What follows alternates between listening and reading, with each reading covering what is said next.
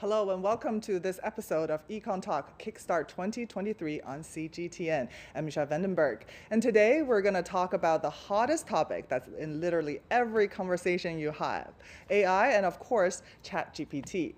Now, ChatGPT was only launched less than 3 months ago. So why is this getting so much attention? How disruptive is it?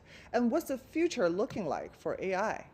Joining us today are three distinguished guests. Yu Yang, Assistant Professor of Institute for Interdisciplinary Information Sciences at Tsinghua University, join us online. Hello there, Professor Yu.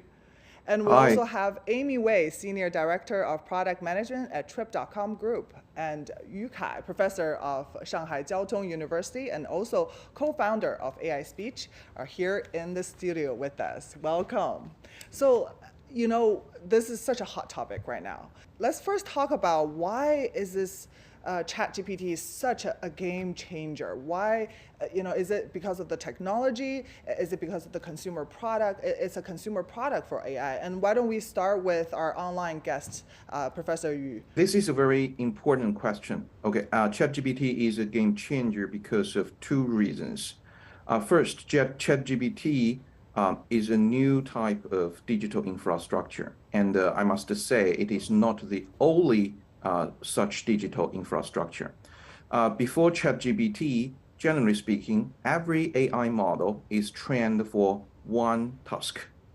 And ChatGPT is a model can simultaneously implement multiple tasks. In this kind of situation, every company can hire one model to implement multiple tasks.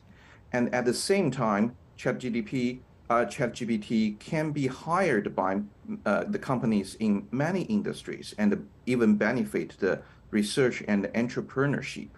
So in fact, a lot of entrepreneurship in the US has already based on this kind of large pre-trained model. So ChatGPT it show us a new type of AI-based digital infrastructure that can benefit many industries, research, and entrepreneurship. Okay, and at the same time, as an infrastructure, it also require a very, very high capital investment, right? So we know the cost of training and operating the ChatGPT is super high. Okay, and so all these kind of characteristics show us in the future. So every country must have such a digital infrastructure to support the economic growth and the technology innovation.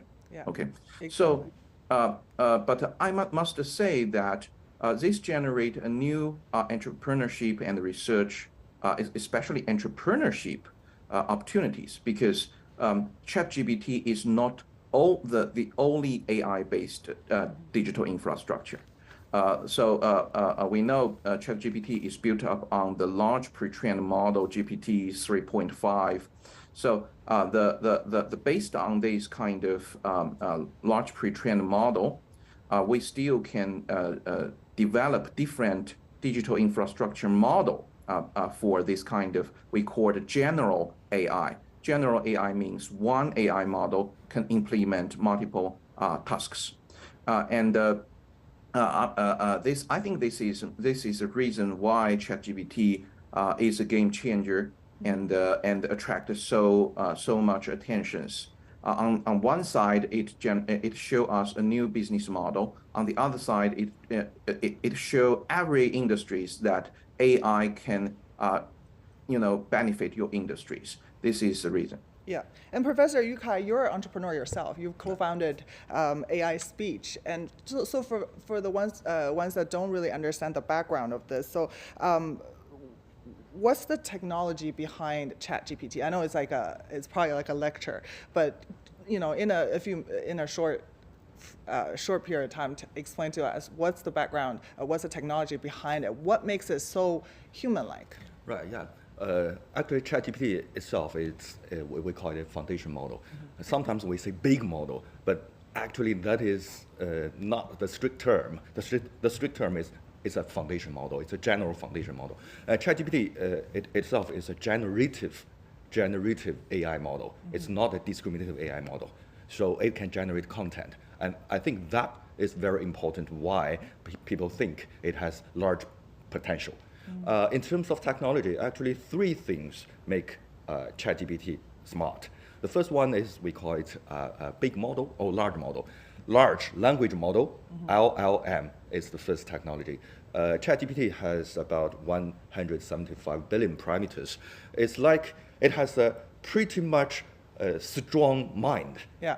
Like a person. Like a person. Yeah. But more than a person. But in terms of this technology, it's just like a baby person. It's not really a adult. So the second step is called instruction tuning.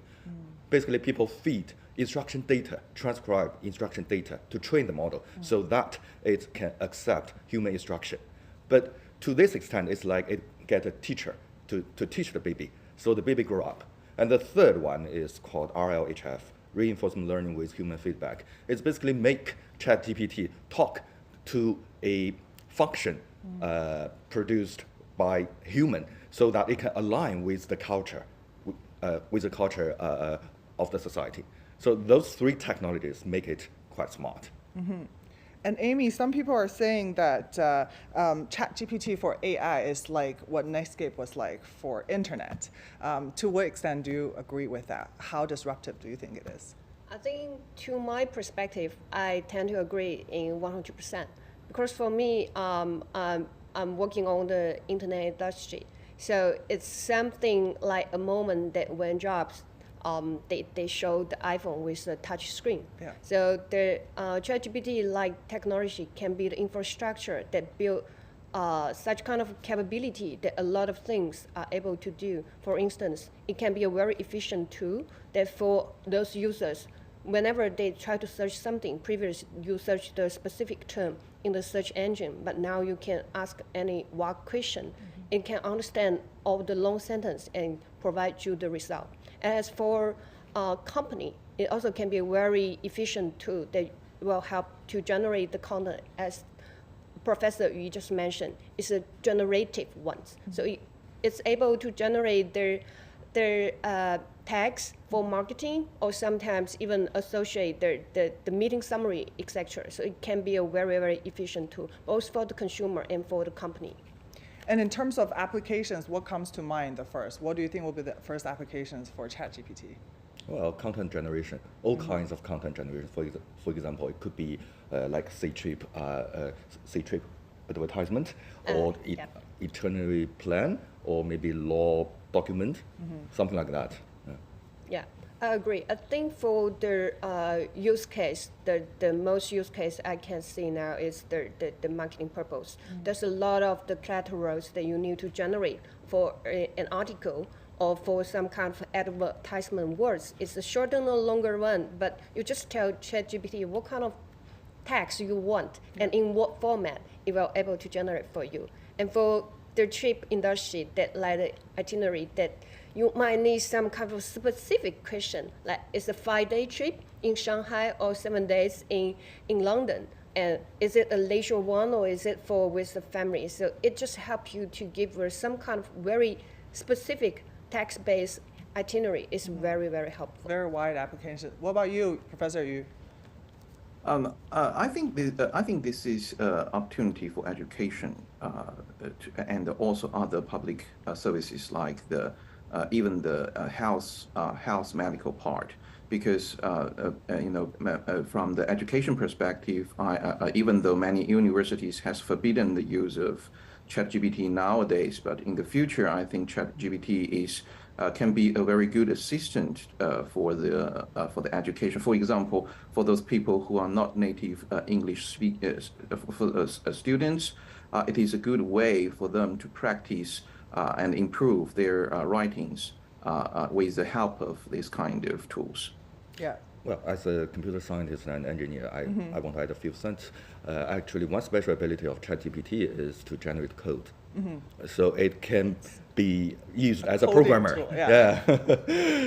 So that's very, very strong ability. So very wide usage and application, right? From law associates to analysts in banks, all these tasks can be very easily replaced with ChatGPT. So that's how it's very exciting, but also a little bit scary. Yeah. Now, the emergence of ChatGPT has caused a lot of debate in China as well. Now, China is a world leader in AI patents, and a number of tech companies like Alibaba, JD.com, NetEase, and Tencent joined the AI wave with product announcements. Baidu is launching its own version of AI bot, Ernie bot, or Wenxin Yan, in March. It will be able to understand both Chinese and English and perform text-to-image generation. Baidu's stock jumped to a one-year high on the news. So now it comes to this billion-dollar question. Everybody is talking here in China, right? Will China be able to make the equivalent of ChatGPT? I think it's definitely will. Yeah. Yeah. And how difficult is it? Well, it's difficult, but not that far, because replicate something is quite different from you start innovate something. So I would say in 1 or 2 years we will have our own version of ChatGPT, but ChatGPT itself is evolving. So it's not just to build a large language model that easy. We have to use it so that the ChatGPT version, the Chinese version of ChatGPT can also evolve. But this requires a huge amount of investment upfront, right? And a lot of computing power, a lot of data analysis capabilities. Is China up for that? Anybody can take up the. What about you, Professor Yu? I think first of all, I want to respond your previous question first, and then come to this question. I think that the most important thing is when can we have our own version of ChatGPT? As Professor Yu said, this is there's no doubt China will have our own ChatGPT very soon, because technology perspective, we have prepared all those kind of technologies already. The ChatGPT just show a very smart way of combining multiple frontier technologies together to generate a very useful tools for many industries as infrastructure.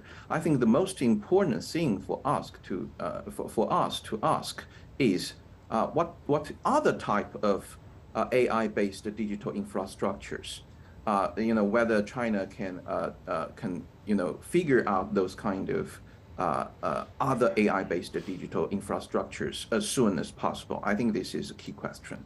Okay, and let's go. This is related with your question about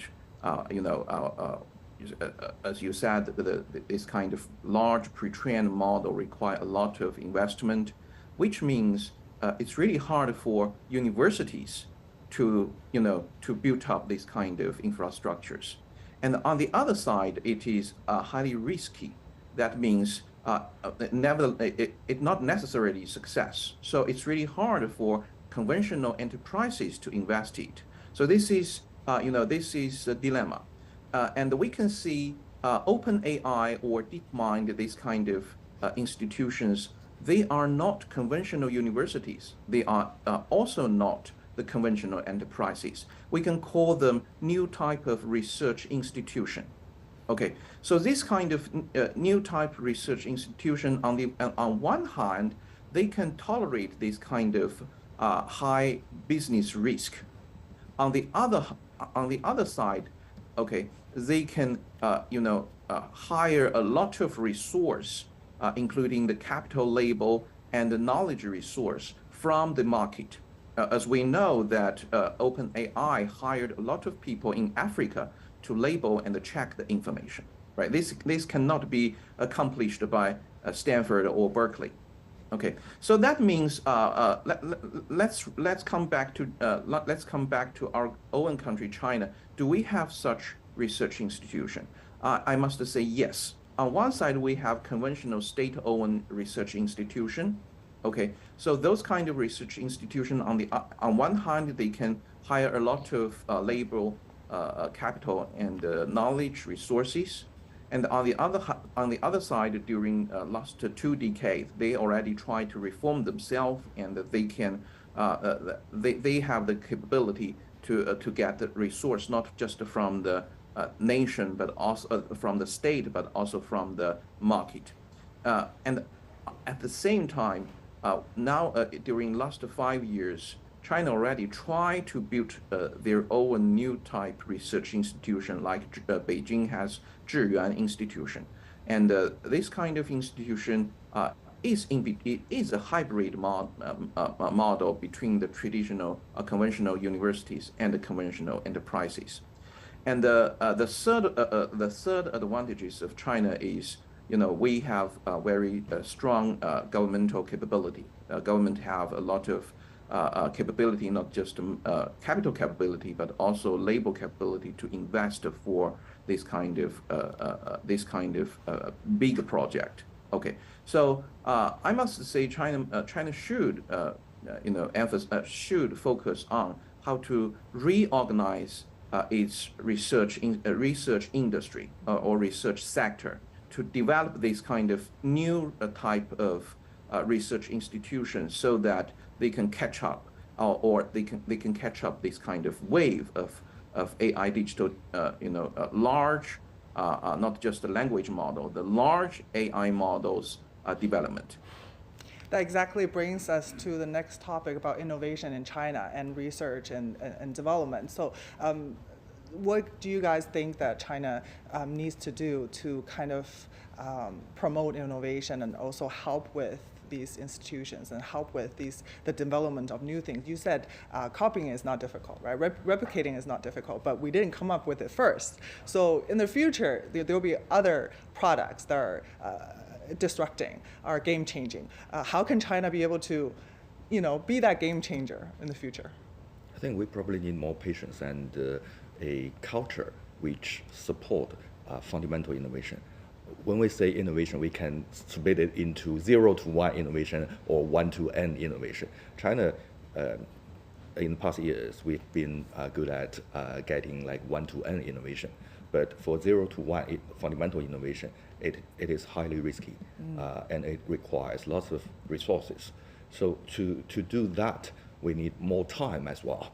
So either government or the society, I think should be more patient, and we need to have the culture to embrace failure, not just success. Yeah.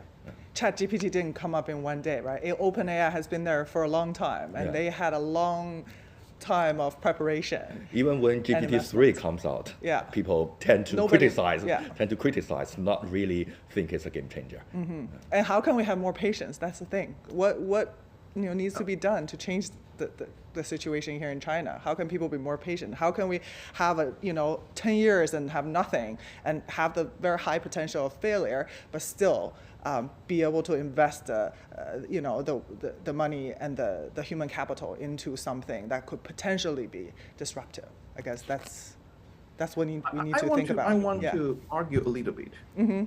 The question is, nowadays, every people think we should have this kind of capability from 0 to 1. I agree with, but should we at this moment invest so much for this kind of 0 to 1 and highly risk innovation? Because even though our GDP is second in the world, but our GDP per capita is still average in the world. So that means we not necessarily have a lot of financial resource to invest a lot of this kind of highly risky technologies. On the other side, we are good at from 1 to n. That means we can quickly get the business benefit or get economic benefit from any this kind of innovation around the world. This is a successful experience of during our last 3 decades. Mm-hmm. Okay, even the last decade, we benefit a lot from the international research innovations in our economy, and in this way, we invest invest for the research, of course, but not too much. I think at this moment, since ChatGPT has already tracked a lot of this kind of attentions, when we're talking about the patient, that means we should be patient for the research, of course, and we should be patient of our pace, of catch up the research capabilities in the world. We already, we already have a very fast speed during last 10 years in our academic research. But I must remind the policymaker and the public, we should be patient so that guarantee that our investment, not only the governmental physical investment, but also the business investment can get sufficient economic return. So yes, we should invest a little bit more for the very fundamental research. Yes, but I must emphasize we still need a lot of investment on the application research, and we should invest a lot of things for this kind of scenario innovation. Very good point. Yeah, very much more cost effective this way, right? And Amy, from a private sector point of view, what's your thoughts on innovation in China? I totally agree with the two professors just mentioned. I think the innovation can be differentiated from 0 to 1 and 1 to N. Yeah, I think for the private sector, we are much better in replicate those new technology and just trying to build a beautiful product for our consumer, which is from 1 to N. So as what we just did, that we already developed one of the chip gen is a chatbot for our users. They are asking any question about travel, and we are able to answer that. And this chatbot is based on the OpenAI, which is the mother company of ChatGPT. So this is how we try to quickly replicate the newest technology in the world and try to make the use for those scenarios in the travel in the context. Like people, when they try to plan their trip, there's a lot of question. It's very stressful. Where to go, how much to spend, how should I plan every day what to do there and where to eat, even though. So there's so many pre-trip questions, and also in-trip preparation is so detailed and so time consuming. So that kind of things is very easy to be tackled by the ChatGPT kind of capability, the generative, the answer, and give the help to our users. So I think in that context, private sector are very smart or very sensitive to find a way that was the best use for that kind of technology. And academic, that kind of institute, they're able to commit and able to develop some kind of from 0 to 1, that kind of innovation. With that combined, private sector academic efforts, I think we are in a much good position in the world that we are able to develop some of the truly innovative technology and also make the best use of them. I actually want to add a few cents, because when we say innovation, also research, it's always problem driven. I'm not saying any fundamental research is not planned. Actually, all research are planned. So we need to have the ability to identify good problem. When I do my research, since I'm also the chief scientist of AISpeech, actually we try to find problem from real world application, but define it as a scientific problem. After we solve the scientific problem, we have solved a lot of real problems in our application. So actually find the good problem is quite vital. So let's talk a little bit about the bigger picture, right? China is a big AI country. We've been talking about AI for many, many years, and we have a lot of investment and very focused. The government also very focused on the development of AI. How is AI and digital economy going to transform China, and how important is it for the new China? I think the AI can be a very broad term. Currently, we're talking about the ChatGPT is the language model, in fact. But if you talk about the automobile driving, it's also part of AI, which China is very strong of. So back to what I just said, I think in China we have very good foundation for this kind of innovation.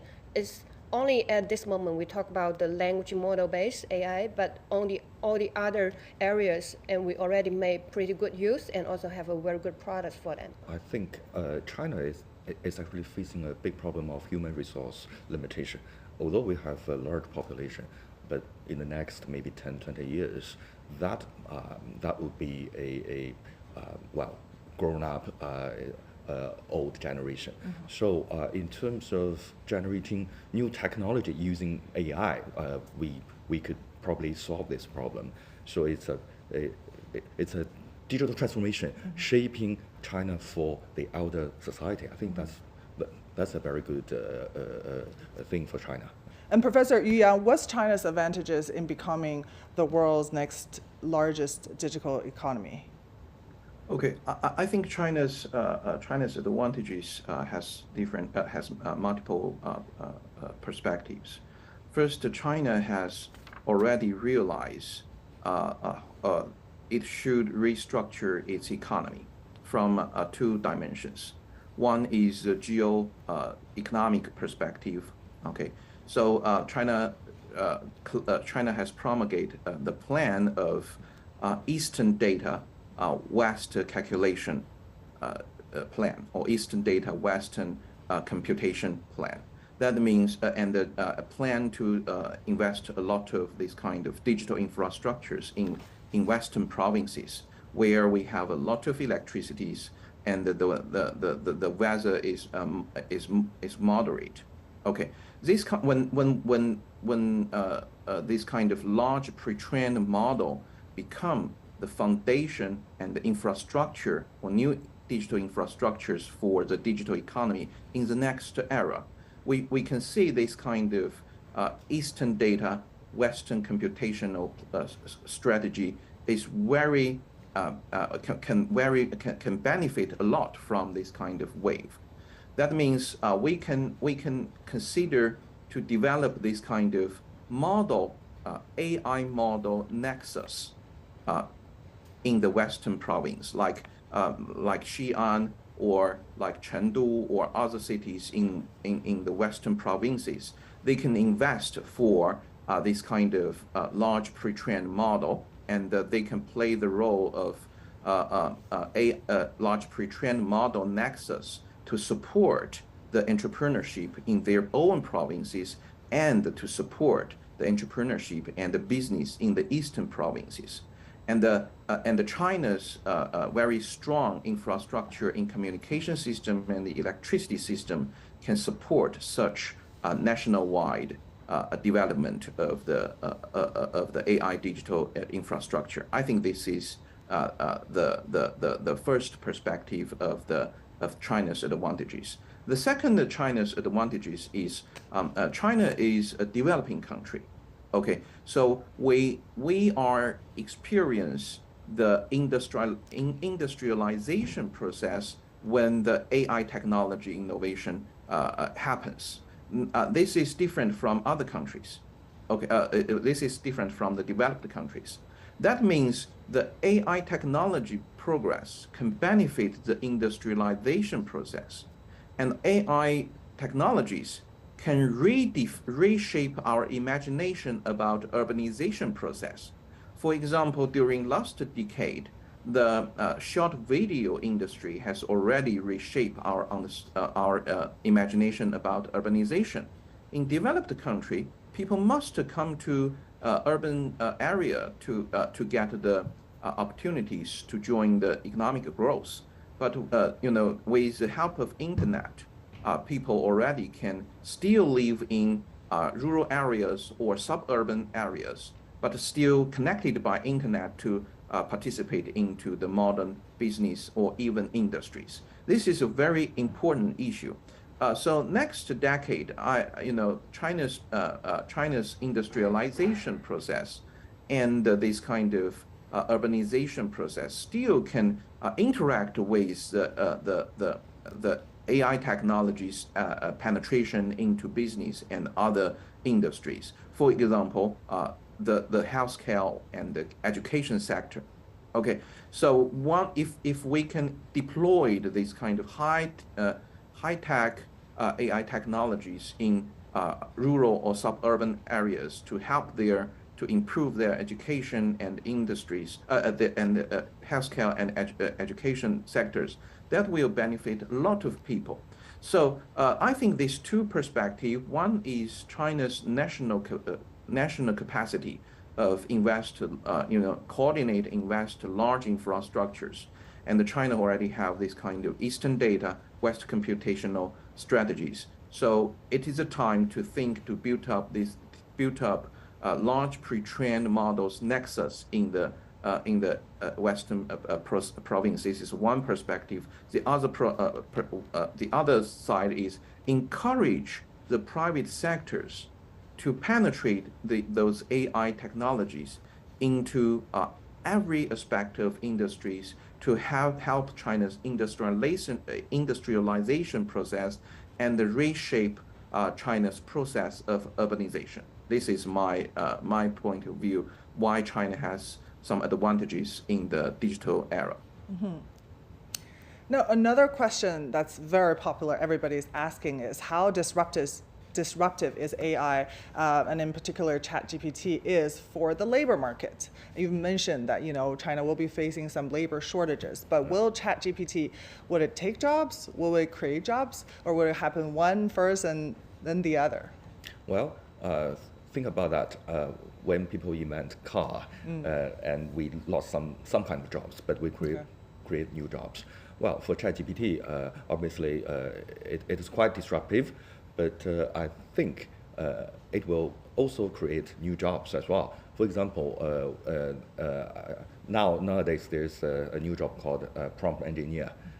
It's basically to ask questions to ChatGPT so that it can generate predefined, it can generate content, good content. But that's not just to create such kind of jobs. I think the regulation from society is also quite important. So we probably need to have new policies to seriously address the problem of labor shortage, and also the problem of ChatGPT can replace many human labors. So for policy, in terms of getting a new stipend or maybe some kind of new investment, is quite necessary. What about you, Amy? How disruptive is it for especially the white-collar labor market, isn't it? Yeah, I think the ChatGPT, everyone agrees, is very, very powerful and efficient tool. So it will help those white-collar, they are able to do their work faster. And to some extent, I think those entry-level work, it have less kind of the innovation or creativity perspective in that will be, the demand will be shrink. Like for those only data collection or for those very basic writing, the content creation, as we just mentioned, for the marketing, the collectorals, you're just writing something, replicate from somewhere else. I or think even that kind analytical, simple analytical jobs. Yeah. That kind of a job, I think the demand going to be shrink a bit. But on the other hand, I agree with Professor Yu Kai just mentioned. There will be new type of work will be generated because this kind of tool are able to help people like the coding. Yeah. Those people, if they do not have the skill of writing and coding, but now they are able to ask ChatGPT for certain type of the specific question, and the ChatGPT can write a pattern for them and to get those data they need. In previously might need to master a skill of coding, we are able to get that. In that context, I think a lot of people are able to a lot more things with the help from ChatGPT without the limitation of certain the skills they lack of previously. And Professor Yang, how do you make sure that your students don't write their essays get their answers from ChatGPT? To tell you the truth, I'm not worried about whether students write essays by using ChatGPT, because we have other means to guarantee to verify whether they already well learned the knowledges they should learn. Okay, so for example, during the final examinations, they cannot use ChatGPT, and they will know, they will pay the cost of using ChatGPT during doing homework. So this is one point of thing, and I want to emphasize one thing is. We should rethink our education during this kind of AI era. For example, when ChatGPT penetrate into our education system, nowadays we only can forbidden the use of it at first. But we should try to figure out how can we use it to improve our course, to improve, to help the student to learn more quickly and efficiently. This is one point of thing. The second thing is, when AI penetrates into the economy, as the other two guests mentioned, some career will disappear, some career will generate it, and some career the skill need for some career the associated skill changed. So the education the education system should be adjusted to guarantee students can learn the tools they should have when they enter the labor market. Okay, for instance, nowadays, like 10 years ago or 20 years ago, the graduate student or the undergraduate student in a financial department, maybe they do not need to learn a lot of coding. Okay, but nowadays when AI plays a more and more important role in financial or in investment or in the stock market investment, the financial students, I think they should learn coding much more than before. Okay, so this is a change of education. I think the Department of Education should take very careful approach to rethink and reshape the higher education system. Won't AI code for themselves from now on? Do we still need coders in the future? And that brings a very interesting question of what kind of talents do we need going forward, right? Because this current education system all over the world, and especially in China, are preparing us for industrialization, not for the AI generation. So, first let's talk about demand, right? So what kind of talents will be needed 10 years from now, so we know what we can do to the education system to create these talents? Well, we'll solve problems. Think about that. Is coding the key thing? Actually, I think it's not. No. Actually, problem formulation is the key thing. Mm-hmm. Finding the exact problem and giving the basic solution. But coding is just to implement your solution, right? So in terms of living with AI, I think, well, I pretty much agree with Professor Yu. So in education sector, we probably need to have more, for example, courses or more practice to teach students how to cooperate with AI. And that is the future. So problem formulation, as far as I think, is quite important. And from your sector, what kind of talents now are you looking for? Because a lot of, HRs now even use ChatGPT when they hire analysts. They ask a question, you got to come up with an answer that's better than ChatGPT. Otherwise, what's the point of hiring you, right? So, what are you now looking for in your talents? I agree with Professor Yu had mentioned. I think the problem-solving skill is the core.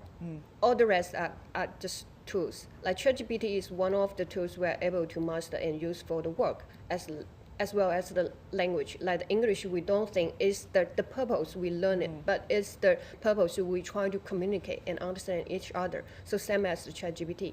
So identify what kind of the problem we need to solve, and with what kind of technology or what kind of tools we are able to solving is the most important ones for talent. And no matter in the previous, before the ChatGPT is coming out or afterwards, it's still the core of the top talents. You are able to identify what is the top issue in the real world that is still way to be solved. And after the solving the issue is able to come up with some kind of business case, have the monetization possibility, and then find the best solution, you are able to solving that. I think it's still the key for talents. So now it shifts from problem solving and execution now to finding the problems, right? Asking the right question, I guess. Yes. Yeah. Yeah. And finding the strategy. And finding the strategy, because that cannot be answered. That cannot be answered by ChatGPT yet. Yeah. Yeah.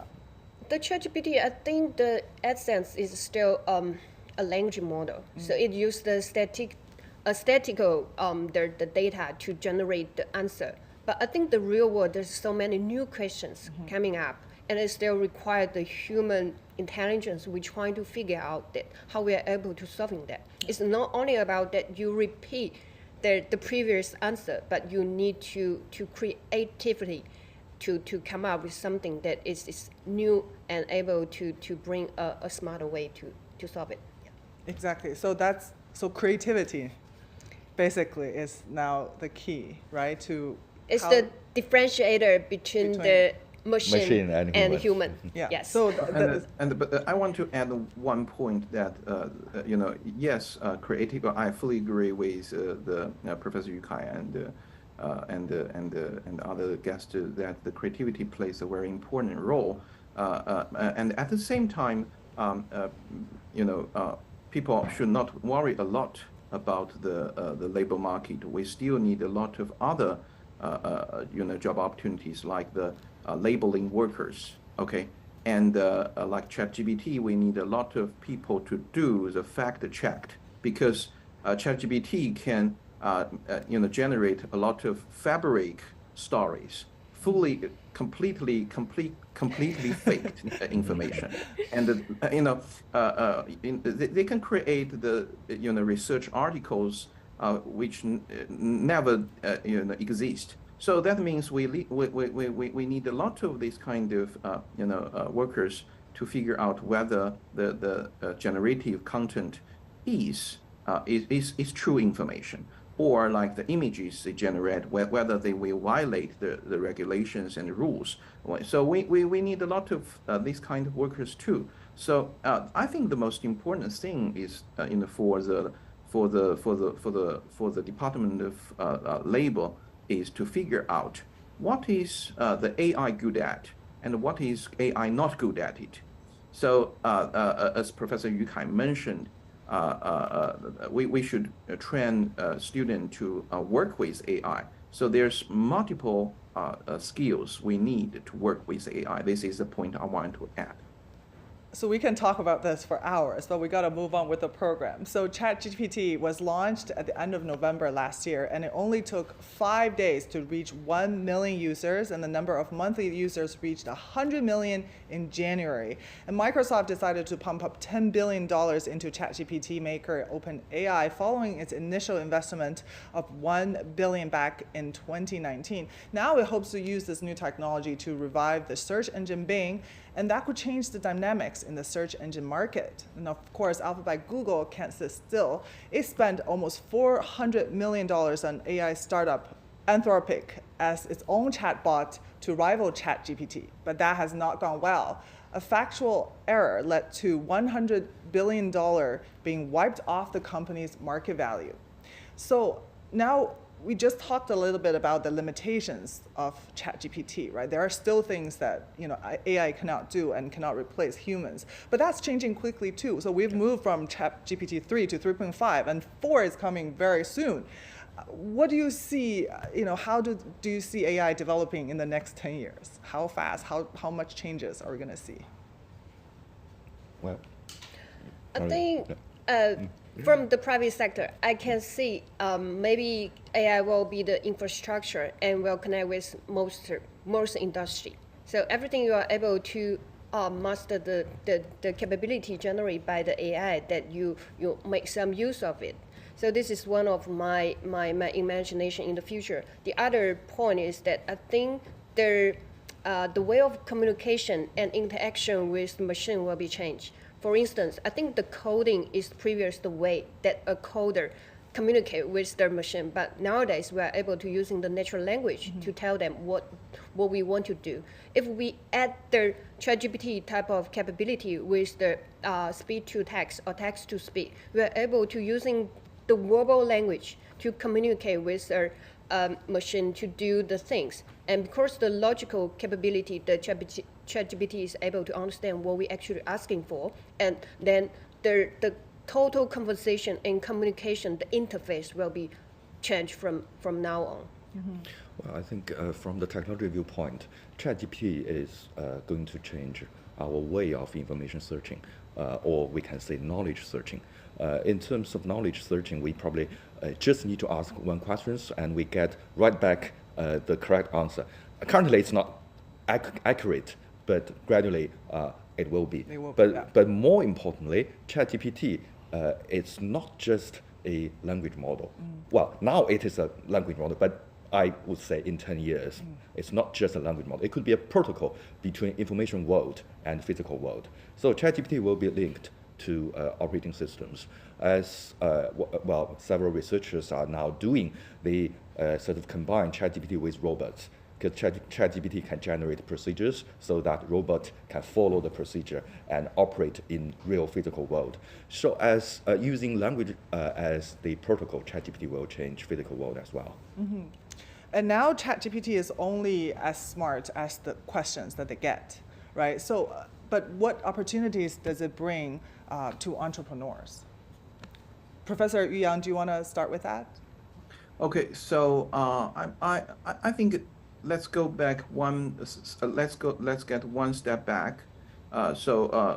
We should talking about the large pre-trained model rather than only focus on the ChatGPT, because large pre-trained model is a more fundamental infrastructures for entrepreneurship.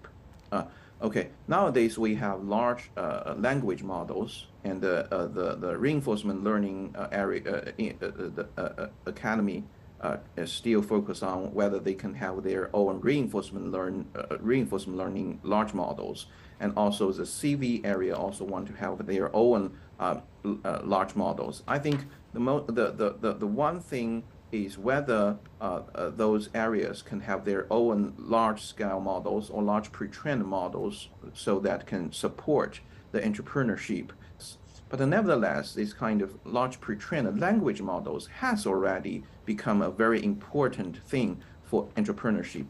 There is a statistic that means at least 1/3 of entrepreneurship project in Silicon Valley is based on the large pre-trained model. This can significantly reduce the initial investment for the startup companies, which usually very few people, and reduce the whole risk of the investor sectors.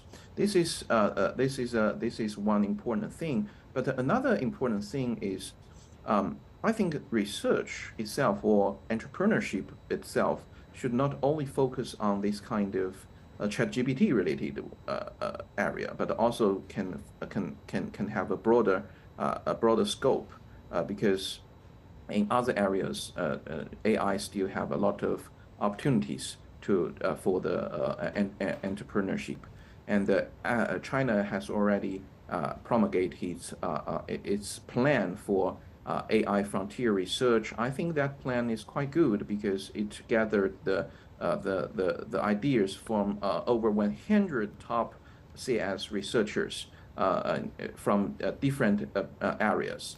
So this is the thing is this is the thing I want to say. One thing is, the government should focus on how to invest on this kind of large pre-trained model. Mentioned before, we should have this kind of large pre-trained model nexus in West provinces to support the Eastern Data West computing program. And at the same time, new type of research institution should research on how to develop new type of AI-based infrastructures in addition to ChatGPT, and how to use ChatGPT to for enterprise for entrepreneurship. That is a private sector's job. And speaking of private sector and entrepreneurship. So as an entrepreneur yourself, what opportunities does it bring to you? Well, actually, AISpeech has been working on dialogue systems for years. ChatGPT is just one type of big language model, one type of dialogue systems. So the new opportunity for us is to use similar technologies, including ChatGPT, to, for example, the interaction with smart hardwares, smart cockpit, as well as the vertical industries to create, to do more. So that's actually the whole spectrum of our company. So we actually see with ChatGPT, people start to think it's possible. Before, people think it's not possible, it's not usable, but now people think it's possible. So it opens all the doors. And for you, Amy? Yeah, I think it's just like I mentioned before. It's a time that like the Jobs invent the iPhone, and after that tons of millions of like company they are created for the application they are doing. So I think it will have a similar kind of replicated history we already experienced.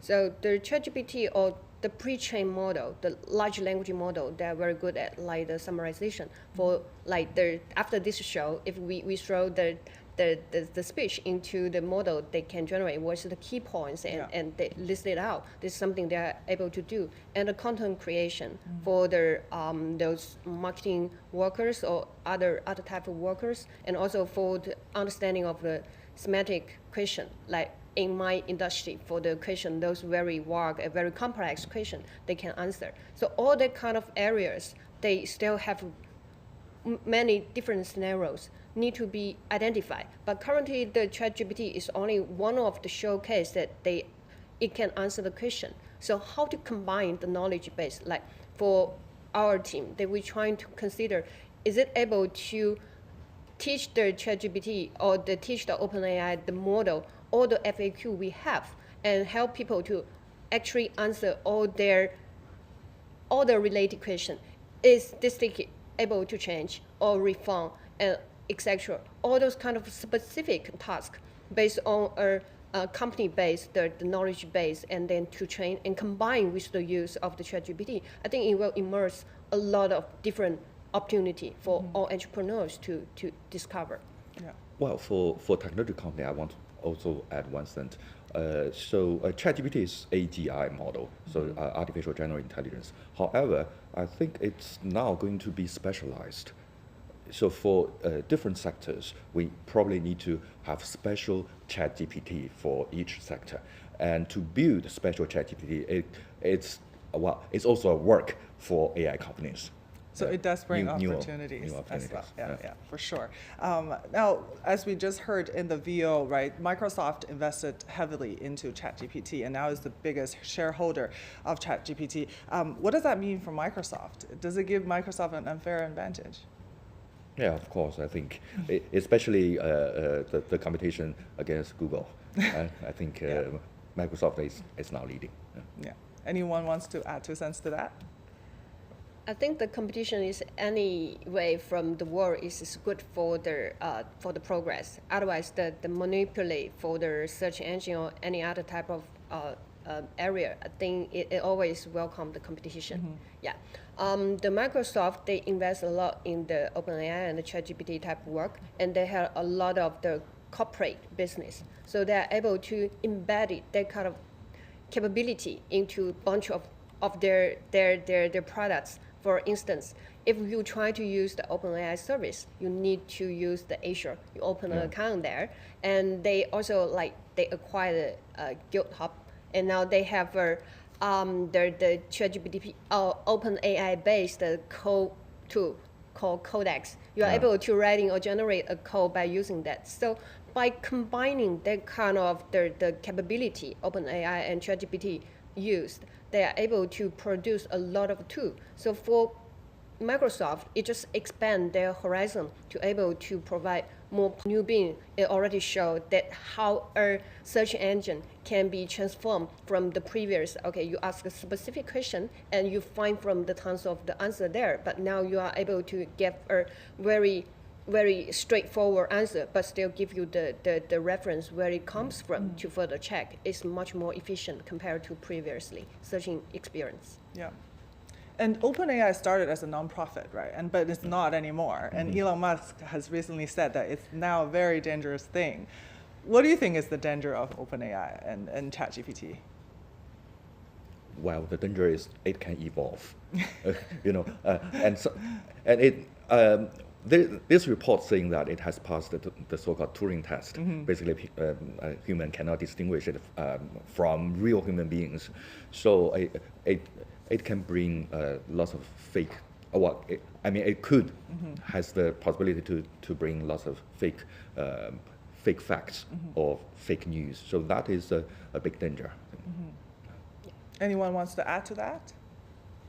I think this is from economic perspective. There's an important thing that is, as I mentioned, OpenAI or DeepMind is a new type of research institution or research organization, which is not the conventional universities, which is non-profit, which is not the conventional enterprises. Which can tolerate a high risk, high business risk, and the question is whether they should be allowed to be profit-seeking. This is a market regulation question. Okay, so this requires research from regulatory economy or industry organization research to verify when this kind of new type of research institution is allowed for profit seeking, whether it will distort the market efficiency and influence the technology innovation. Okay, let me raise an example. In 1990s, especially late 1990s, Europe have a charged about the monopoly of Microsoft because Microsoft bundle Office with Windows together. And Europe said this is a way of monopoly. So, and Europe worry about whether this kind of monopoly will hurt the market efficiency, fair competition, business competition, and even technology innovation. Okay, nowadays OpenAI is highly tied with Microsoft, and DeepMind is highly tied with Google. Whether once they are allowed for profit seeking and not open source, whether this will improve the monopoly status of these two companies, and whether they will benefit or hurt the technology innovation, this should be very carefully analyzed. There's no answer at this moment, but we should have answer as soon as possible. Now, we're now moving from mobile internet to AI-driven internet. It will definitely be fascinating to see what AI will bring in the next decade. It raises so many questions and makes you really think about everything. Thank you so much for our guest today. That's Yu Yang, Assistant Professor of Institute for Interdisciplinary Information Sciences at Tsinghua University, Amy Wei, Senior Director of Product Management at Trip.com Group, and Yu Kai, Professor of Shanghai Jiao Tong University, and also co-founder of AISpeech. Thank you so much, guys, and we look forward to talking to you more. And thank you so much for watching. That's all for today. See you next time. Bye for now.